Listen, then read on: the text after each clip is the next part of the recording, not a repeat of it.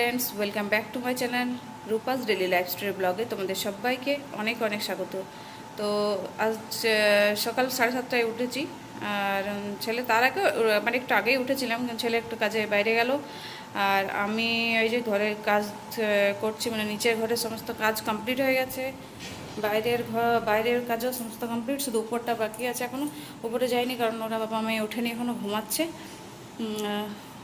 আর চা করে রাখা আছে, চাও খাওয়া হয়নি সকাল থেকে। চা খাবো, উঠুক তারপরে চা খাওয়া হবে।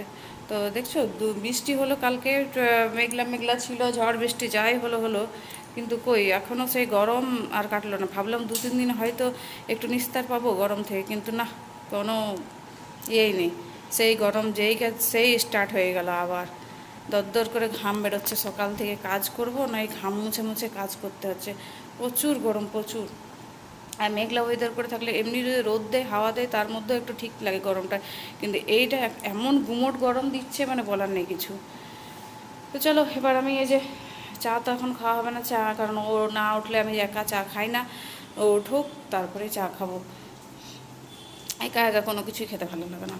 তো এই দরজাটা লাগিয়ে দিই, দিয়ে আমি যাই এবার উপরের ঘরের কাজগুলো করে নিই। মনে হয় লাগছে তো উঠেছে জানি না, দেখি দেখিনি। লাইট ফ্যান বন্ধ করে দিয়ে যাই, কারণ এতক্ষণ দাঁড়িয়েছিলাম, ঘেমে গেছিলাম তো তাই। চলো এবার উপরের ঘরে যাই, উপরের ঘরের কাজগুলো সেরে নিই, তারপরে স্নান টান করে পরে অন্য কিছু কাজ। এখন মানে সকালবেলা কাজ করেই মনে হচ্ছে স্নান করে নিই আগে, আর কোনো কিছু ভালো লাগছে না, এমন গরম দিচ্ছে। কেউ তো ওঠেনি মনে হচ্ছে, উঠেছে মনে হচ্ছে একজন, হতে পারে ও উঠেছে। মেয়ে তো ওঠেনি এখনো, মেয়েটা উঠবে, স্কুল খুলুক তারপর ঠিক উঠে যাবে। উপরের কাজগুলো করে নিই, পরে আসছি। তো স্নান টান পুজো টুজো করে অনেকক্ষণ পর ফিরলাম। আর এই যে বাইরে এরকম রোদ,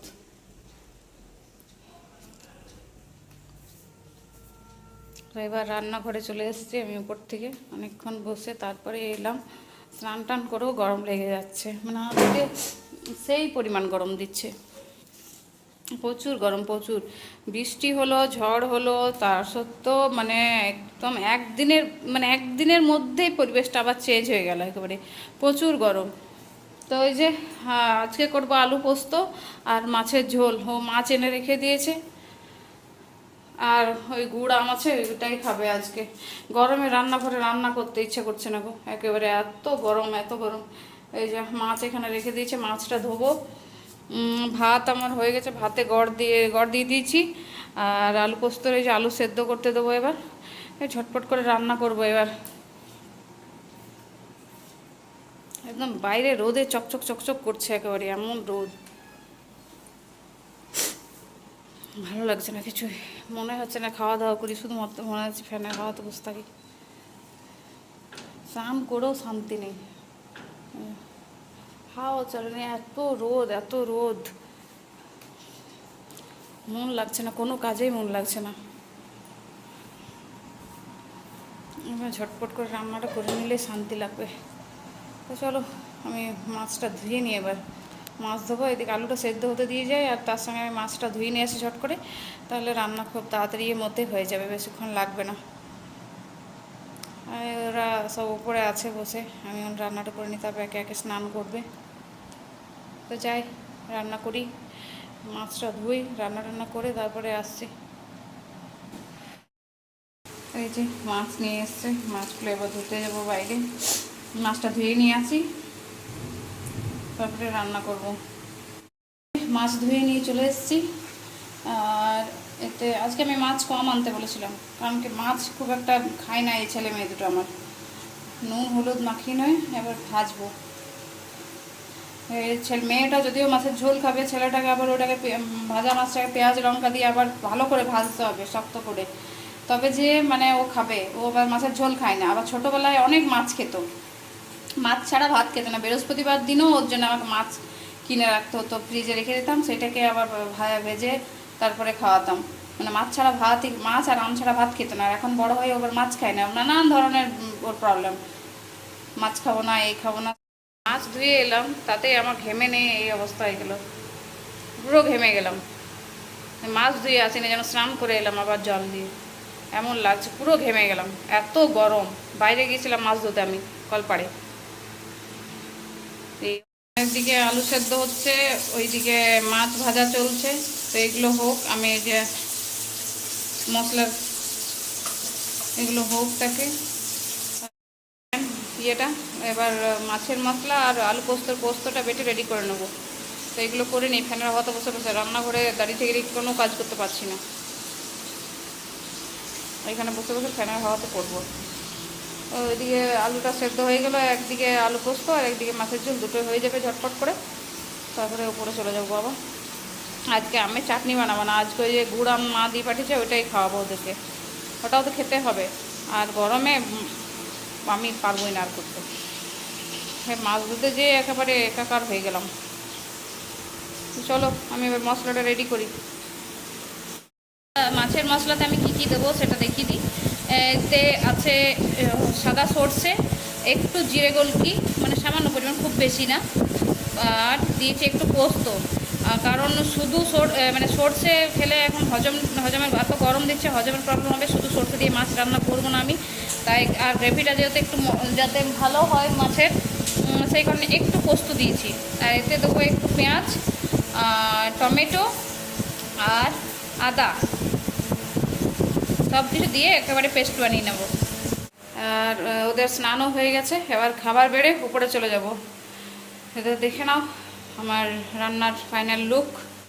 মাছের ঝোল, আর এদিকে হচ্ছে আলু পোস্ত কাঁচা লঙ্কা দিয়ে, আর এদিকে ছেলের জন্য মাছ ভাজা, কারণ ও মাছের পেটি ছাড়া অন্য কিছু খায় না, আর ওর জন্য পেঁয়াজ লঙ্কা দিয়ে ভাজতে হয় আমাকে, তো হচ্ছে না। আর ওপরে আচার আছে, মানে গুড় আম, ওইটা দিয়ে হয়ে যাবে।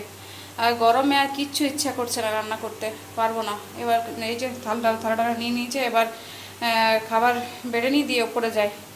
তো খাবার দাবার খেয়ে সেই বিকেলে এবার ফিরবো, রেস্ট করবো এবার। তার মাঝে আবার ভিডিও এডিটিং আছে। তো চলো রান্না বান্না করে নিয়ে আমি এবার উপরে খাবার নিয়ে যাব। তো তার আগে এইখানটা মোছামুছি করলাম, এই যে নিচেটা, এই জায়গাটা নোংরা হয়ে যায়, রান্না সবজি টবজি কাটি না, তো নোংরা থাকে, তো মুছলাম এখনই, আরও বেশি গরম লেগে গেল। তো এবার খাবারটা বেড়ে নিয়ে উপরে যাই। এখন এই যে এখন এলাম, তো মেয়ে চলে গেল টিউশন, সন্ধ্যা 6:30 বাজে এখন। তো এবার ওই যে বাইরে সন্ধ্যাও লেগে গেছে, তো সন্ধ্যা দেবো। সন্ধ্যা দেওয়ার পর কিছুক্ষণ এই তো আমি তো ফ্যানের হাওয়াতে দাঁড়িয়েছি, দেখো গরমে ঘেমে যাচ্ছে। ওপরে ফ্যান চলছে কিন্তু ফ্যানের হাওয়া কোনো কাজই করছে না, এত ঘাম দিচ্ছে, বাপরে বাপ। আর স্কুল থেকে এখন আবার নোটিশ দিয়ে দিল যে স্কুল খুলবে। এই এত গরমে ছেলে মেয়েগুলো কী করে স্কুল যাবে আমি সেটাই ভেবে পাচ্ছি না। আবার সেই একই গরম রইল, আর আর কতদিন স্কুল ছুটিও থাকবে বলো, সিলেবাসটাও তো কমপ্লিট করতে হবে। সেই কারণে তো মেয়েটা তাই বলছে, মা এখনও গরম গেল না, স্কুল খুলে যাচ্ছে। আর বাইরে বাইরে একটু হাওয়া চলে নেই, একটু হাওয়া চলে নেই, দেখছো একদম নিঝুম হয়ে আছে গাছপালা। আর ঘরে তো ফ্যানের হাওয়াতে যদিও একটু ভালো লাগছে, বাইরেটাতে যেন লু বইছে, এখনও সন্ধ্যার দিয়ে লু বইছে, মানে থাকতেই পারা যাচ্ছে না, এমন অবস্থা। এখনই ওরাই বাবা মেয়ে তো টিউশন গেল, তো বলছে যে ঘরের থেকে বেরিয়ে ভাববো যে বাইরে একটু গাড়ি নিয়ে গিয়ে যদি একটু হাওয়া পাবো, না কোনো উপায়ই নেই, বাইরে তো গরম, মানে একটা লু বইছে, চিটচিট চিটচিট করছে পুরো, মানে কোনো কাজেই দিচ্ছে না, ফ্যানের হাওয়া গায়ে লাগছে না। আর মানে এত গরম, মানে বলার নেই কিছু। আমি দাঁড়িয়ে দাঁড়িয়ে কথা বলছি, আমার কান কান গলা সব একদম ঘেমে হয়ে গেল। তো চলো সন্ধ্যা লেগে গেছে, আমি সন্ধ্যাটা দিয়ে নিই, আর দেখি রাতে কী করবো রান্না, আমি সেটাই ভাবছি। আমার তো মানে গ্যাসের সামনে যেতেই ইচ্ছা করছে না। ওদের দুপুরবেলা তো খাবার নিয়ে গেলাম, আমি অনেকক্ষণ শুয়ে রইলাম, তারপর না খেয়ে শুয়ে থাকবো তাও ঠিক আছে, কিন্তু মনে হচ্ছে না যে খাবারটা খাই, মানে এত গরমের যন্ত্রণা হচ্ছে, মাথা যন্ত্রণা করছে গরমে, আর এত ঘাম দিচ্ছে, মানে বলার নেই কিছু। কী যে করবো, মানে খুঁজে পাচ্ছি না কিছু। আমি তো ওকে বললাম রাত্রেবেলা আমি আর রান্না টান্না করবোই না, দেখি তাও করতে তো হবে, পেট তো আর মানবে না, খেতে তো হবেই। মানুষ বেঁচে থাকতে না খেয়ে তো আর থাকতে পারবে না, কিছুটা কিছু তো উপায় করতে হবে। দেখি রাতে দিয়ে কী খাওয়া যায়, ওটাই ছেলেটাকে বলছিলাম যে কী খাবি বল।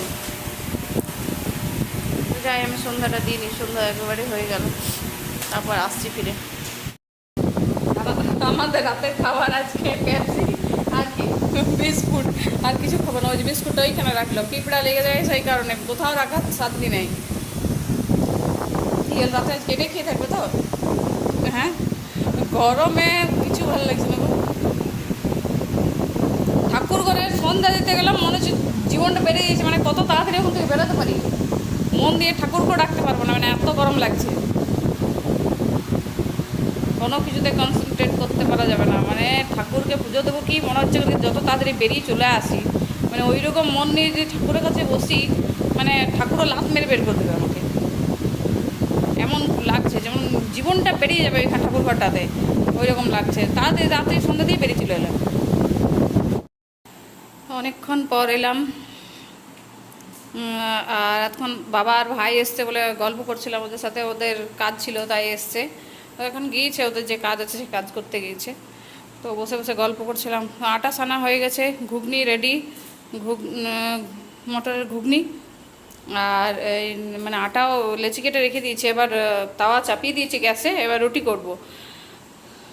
আর সেদিনকে দেখো আমগুলো পেড়েছিল, সেই আমগুলো একদম পেকে গেছে, সেইগুলোকে কিছুটা বাবাকে দিয়ে দেবো, আর কিছু পচে গেছিলো, ফেটে গেছিলো তো তাই পচে গেছে, তো সেইখান থেকে কিছু আম ফেলেও দিয়েছি আজকে, ও বেছে বেছে ফেলে দিল। আর কিছু আছে সেগুলো আমরা কয়েকটা রাখবো, আর কয়েকটা বাবাকে দিয়ে দেবো।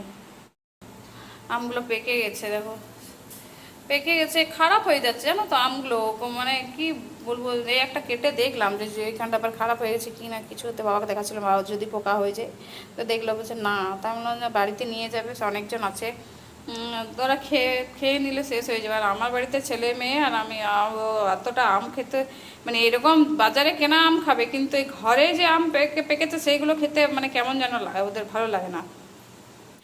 কারণ এই যে উপায় তো নেই, করতে হবে, পেটের জ্বালা মহা জ্বালা, পেটের জন্য সব কিছু করতে, গরমে জলে রোদে সবেতেই করতে হবে, কিচ্ছু করার নেই, পেট মানবে না। আমি রুটিগুলো করি, তারপরে ফিরছি, বাবারা তবে ফিরে চলে আসবে ওদের কাজ মিটিয়ে। আর মেয়ে তো এখন টিউশনে গেছে, ও তো আসে ওই 8:30 9টা কাছাকাছিতে আসবে। চলো আমি যাই। যে আটার লেচি কাটা হয়ে গেছে, তাওয়াটা নিয়ে আমি রেডি একেবারে, বেলনা টেলনা ধুয়ে নিয়েছি, রুটি করবো এবার। আর এই যে ঘুগনি রেডি, চলো আমি এবার রুটিটা ঝটপট করে নিই। গরমে মানে রুটি করতে, যারা ভাত খায় তারা তো ভাতটা চাপিয়ে দিয়ে একটু বাইরে ফ্যানে বা উঠোনে বসতে পারবে, আর রুটিতে একেবারে গ্যাসের সামনে দাঁড়িয়ে থাকতে হবে, যতক্ষণ না তোমার রুটি শেষ হবে ততক্ষণ পর্যন্ত এখান থেকে কোনো উপায় নেই সরার। আর আমাদের সে অভ্যাস, ভাত কিছুতেই ঢুকবে না, রুটি এই খাবে, সেই কারণে এই যে গরমে মরে মরে রুটি করতে হবে। আর এদিকে জানলাটা খুলবো কি, জানলাটা খুললে পরে পোকা আসছে, তো এক জ্বালা। আর বাইরে তো হাওয়াও চলেনি, বাইরে ওই লু বইছে, এই যে সামুদ্রিক নোনা হাওয়াটা যেটা উঠেছে না, এই ঝড় তো আর হলো না পশ্চিম বর্ধমানে, ঝড় হলো না, বাকি সাইডে সব দিকে হয়েছে, ওই হালকা ফুলকা যা হয়েছে ওইটুকুই আমাদের। ওই কারণে সামুদ্রিক নোনা হওয়ার জন্য আমার মনে হয় গরমটা বেশি পড়ছে, আর বাইরে খুব গুমোট গরম একখানা, গাছে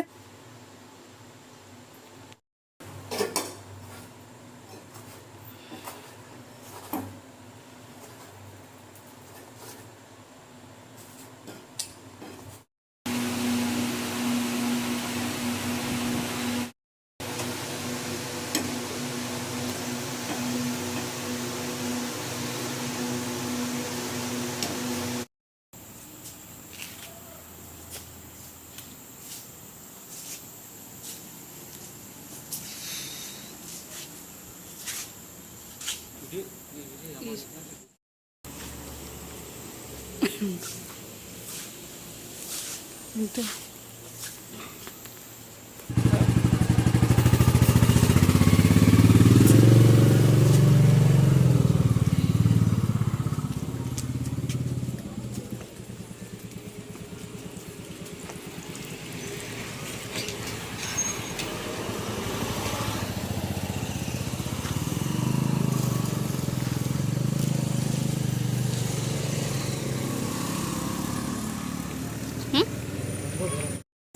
তো চলো ব্লগটি আর কন্টিনিউ করব না, এখানেই শেষ করবো। বাবারাও এসেছিলো, চলে গেল। এবার যাব, আমার খাবার দাওয়া সব রেডি হয়ে গেছে। এবার উপরে গিয়ে কিছুক্ষণ রেস্ট নিয়ে তারপরে খাওয়া দাওয়া করব। আর উপরে বসবো, আর খাবার দাবার নিয়ে একেবারেই উঠবো উপরে। তো চলো, আমার ব্লগটি ভালো লেগে থাকলে প্লিজ চ্যানেলটিকে সাবস্ক্রাইব করে পাশে থাকবে। শুভরাত্রি, গুড নাইট, সুইট ড্রিম।